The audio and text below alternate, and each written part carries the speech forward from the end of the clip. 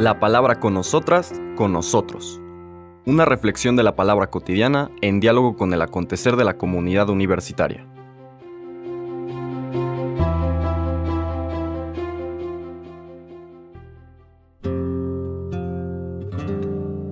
Hola, buenos días.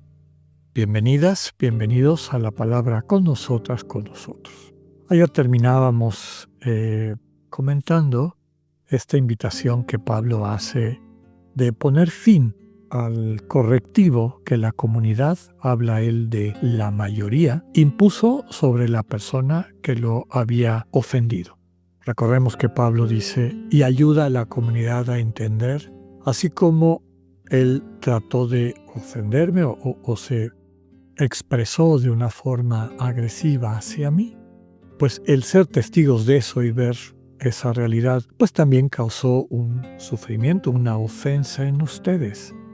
Está bien y es oportuno haber aplicado una llamada de atención con la fuerza que tiene excluir a alguien de la vida comunitaria.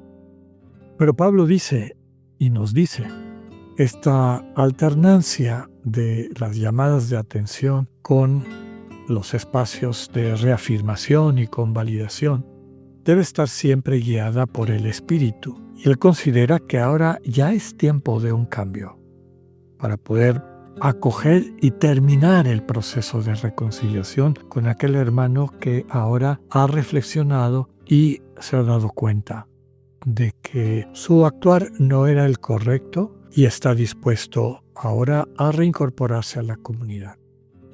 Esto nos hace pensar desde luego en el sentido del perdón cristiano, tal como nos lo transmite la Sagrada Escritura y la experiencia personal de cada una y cada uno al haber sido perdonados por el Señor Jesús. Recordemos que perdón, inclusive etimológicamente, no es un indulto que un juez nos dé sobre una sentencia que nuestras acciones criminales o ilegales hayan traído sobre nosotras, sobre nosotros. Perdón, etimológica y existencialmente, espiritualmente, es que la persona a quien agredimos, la persona a quien le causamos violencia, se acerca a nosotros en la disposición de entregar inclusive su vida por nosotros, por nosotras.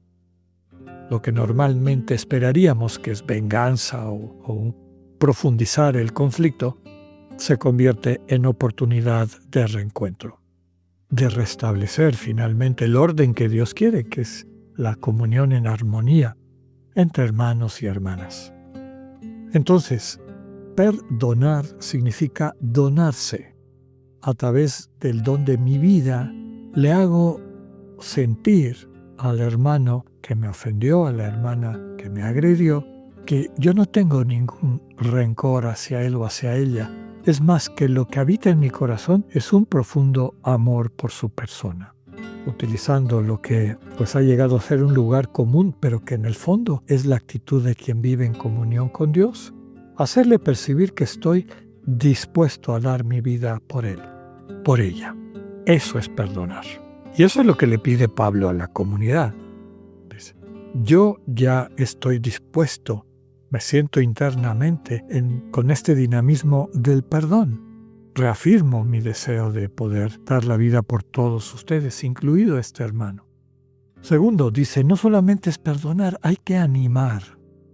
Es decir, activamente hacer todo lo posible para que la persona se libere de la carga del remordimiento. Si en algún momento eso puede ser sano, sobre todo para sacudir conciencias y hacer a las personas caer en la cuenta de los errores, digamos, del daño, de las heridas que causan, ese remordimiento debe de desaparecer cuando la reconciliación se ha concretado. Y la manera de hacerlo es animando, mostrando, acompañando. Y eso es lo que invita Pablo a que toda la comunidad haga. Finaliza diciendo, tengan cuidado de no pasarse en esta rigidez, porque con eso lo único que hacen es darle ventaja a Satanás. Inmediatamente dice, ya conocemos bien sus intenciones. Sabemos que la Sagrada Escritura describe de muchas maneras al príncipe de este mundo, a esta presencia o presencias que se han dejado atrapar y vivir hasta las últimas consecuencias el antiproyecto de Dios.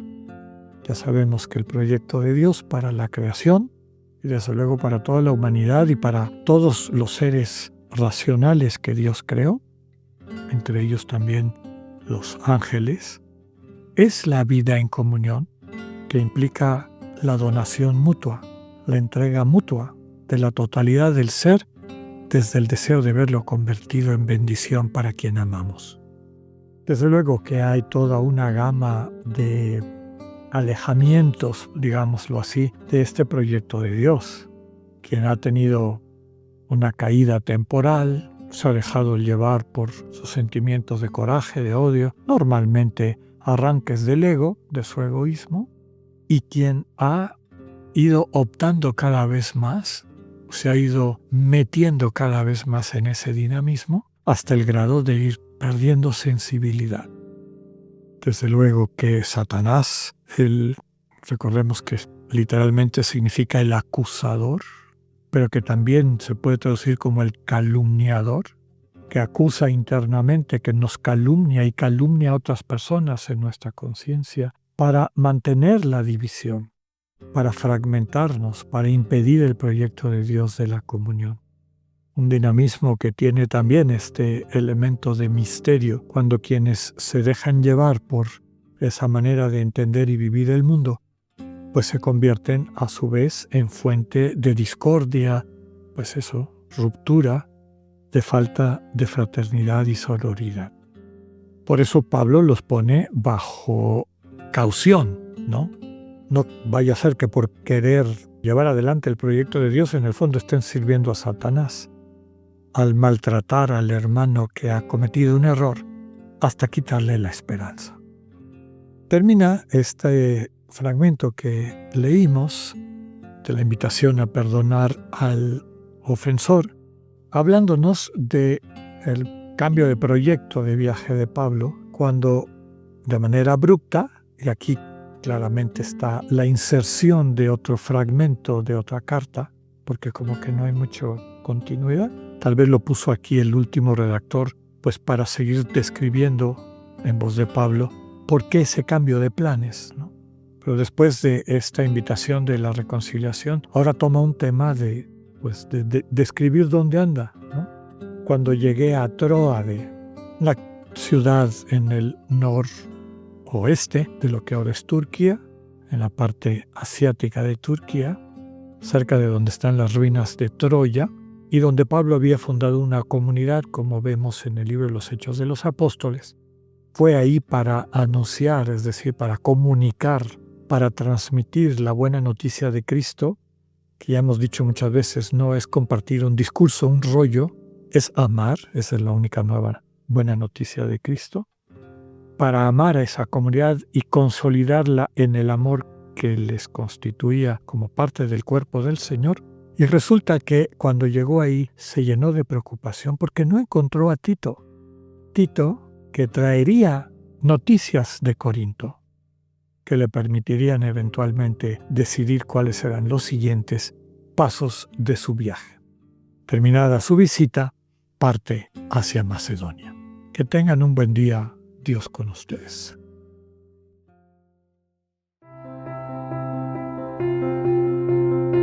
Acabamos de escuchar el mensaje del Padre Alexander Satirka. Escúchalo de lunes a viernes a las 8:45 de la mañana por radioiberoleon.com, a través de nuestra app gratuita para iOS y Android o por Spotify. Esta es una producción de Radio Ibero León en colaboración con el ITESO, Universidad Jesuita de Guadalajara.